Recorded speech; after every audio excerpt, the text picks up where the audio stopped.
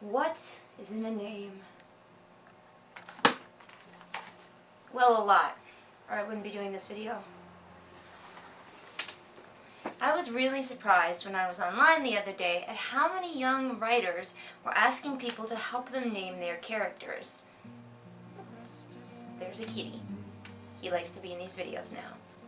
And it kind of took me by surprise because naming characters is one of my favorite things to do when I'm writing a story, and I never really had any trouble with it.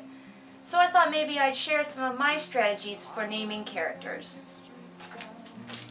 Got my cheat sheet here. First, let's talk about why names are important. I never take the names of any of my characters for granted. I am always careful to give them a name that suits them or a name that they want, which I'll explain a little bit more about later. Names are really important. A lot of different cultures throughout history have even thought that names have power, and if you know someone's true name, you can control them. There's even a whole school of magic called naming. I always believe that the names of your characters in your book do give them a certain amount of power. For one thing, the character's name is what they're going to be remembered by for the rest of eternity. You just say the name Harry Potter and it brings about memories of the first time you read the books, that time that you went to go see the movies. All those adventures and everything are brought forth into your mind by the name Harry Potter. Names can also have meaning in a different sense. Pretty much every name out there means something, and by that I'm saying my name, Emily, means industrious. I'm sorry to my parents, I just don't really like my first name.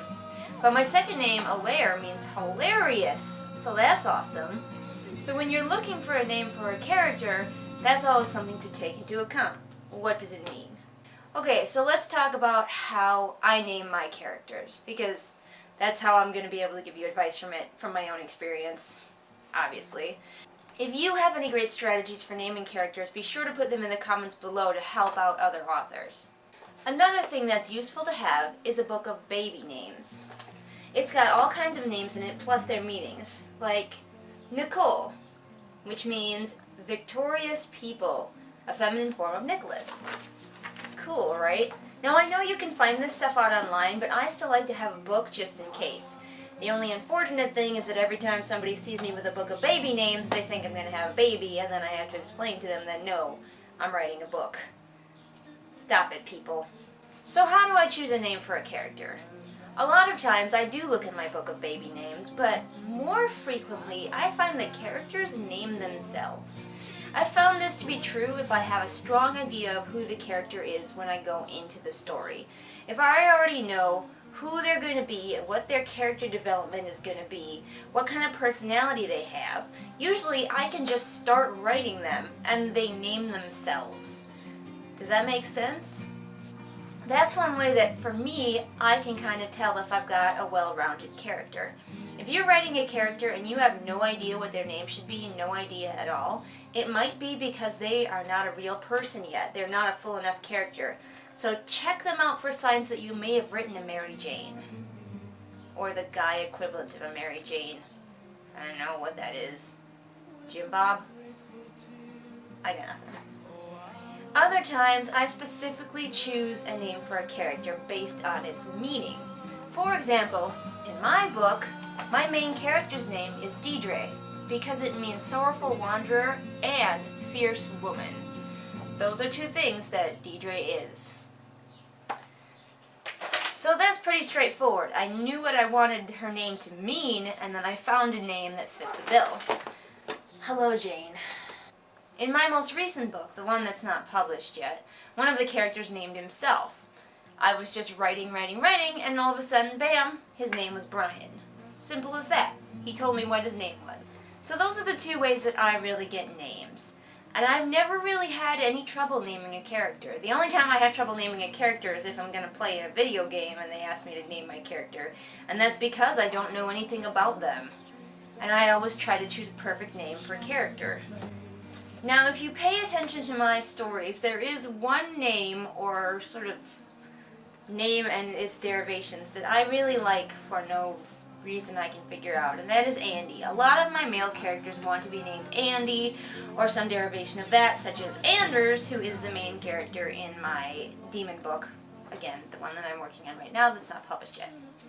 I guess Andrew means strong, manly, and courageous. So that's good. Yeah, I got nothing. I have no idea why I like that name so much. I wouldn't name my kid Andy. I don't know. Just like that name, my brain does. There are also a couple of really special names that I'm keeping in reserve because of their meaning, and I may never give them to a character. I may once I find the perfect character. Those names are Nemo, which means no one, which is it's a really cool name, and now every time someone says it you think of the fish, and that name does not fit a fish, a cute little fishy, because it means no one, and he is definitely someone. So yeah, I don't know, I think they just liked it because of Captain Nemo from 20,000 Leagues Under the Sea. The other name that I really like and I'm keeping in reserve is Shiloh, which means to long for something. Shiloh, where I've seen it used, has been used correctly as a name. Names like that, names that feel really special like that, I kind of store up and save for a character that really needs a name like that. Okay, now I've kind of told you how I name a character. Let's talk about some of my personal don'ts for naming a character. Don't pick a name that no one can pronounce or find out how to pronounce. Especially, this is a problem if you're writing a fantasy book. It's really tempting to just, you've got your made-up world, you've got your characters, you want to give them names that sound like really fantasy-y and everything. So you just make up a name you throw a bunch of Y's at it and some umlauts, and no one can pronounce it, and they can't find out how to pronounce it. Your readers are going to be reading that name a lot. And if they don't know how to pronounce it, it's going to take them out of your story every time they come across that name. Now, I'm not saying don't use names that people might not know how to pronounce. I mean, like here in America, most of us, myself included, did not know how to pronounce Hermione until I looked it up. Because it's just not a name that's around here. So I'm not saying don't use names that are unusual or people might not know how to pronounce right away. What I'm saying is don't fall into the trap of making up some big, long-ass, complicated name that no one can pronounce just because you think it looks cool. Don't do that. It's very distracting. And the other thing I would say is, don't ask other people to name your character.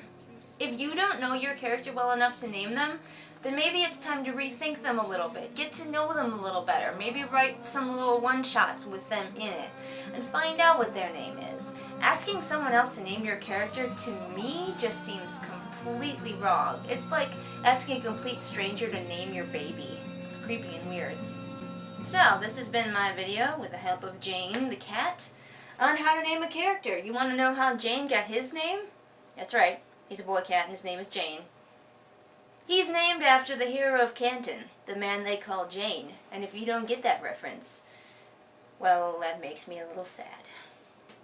I'm also really picky about what I name my animals. Right, Jane? What's up, Jane?